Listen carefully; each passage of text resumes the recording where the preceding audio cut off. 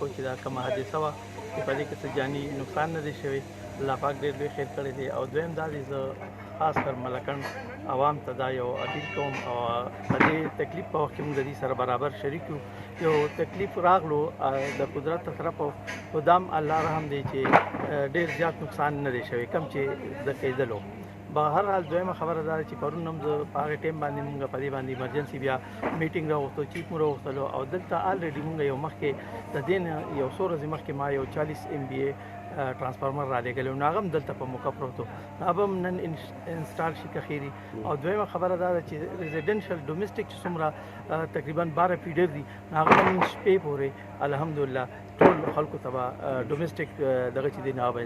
دغه شي او کار به کوي که خیري بجلي به چالو شي. نو دا لږ ډېر د خلکو ته تکلیف میلاو شو نو په هغې مونږ ټول یو د الله طرفه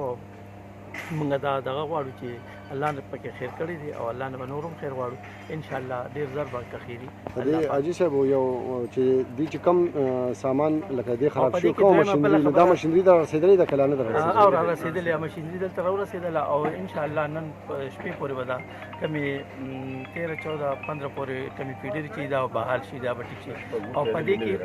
نوې پینلې هم دي ته راغلي نوې سامان هم مونږ دي ته نور ځای نه او ورته کوو لګیا چې دي ته څه کمې دی هغه دا نور صوبو نه ورته زه کوم خو انشاءالله دا به زه په ایمرجنسي بیسس باندې دا به زر تر زره درکوم. او دویمه دا ده چې چیف ته په دې کې مونږ لیټر درکړلو او د دې انکوایري به هم کېږي انشاءالله په دې هفته 10 ورځې کې به انکوایري هم وشي او هغه به هم ډپارټمنټل انکوایري هغه هم مخې ته راشي چې دا پارټ ته څه د وجې نه شوی د چا کمی او که نه څه دا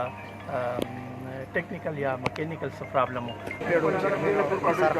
دوره وکړله او هغوی د چیف ایگزیکټیو ټول چې کومې څونه فیډرې وې ټول څونه انسټرومنټ دي ټول سامان دلته را رسېدلي دي. کومې فیډرې سمېږه 6 بجې سټارټ شوي دي نن به تقریبا 7 بجې به سټارټ شي او باقي چې کوم بقایا څومره پبلک فیډرې دا به د شپې 12 بجو ته انشاءالله ټولې چالو شوي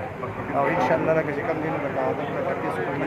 چې کوم دی سي هم موجود GPS AC موجود او ټول موجود او هغوی ته هدایت جاري کړه.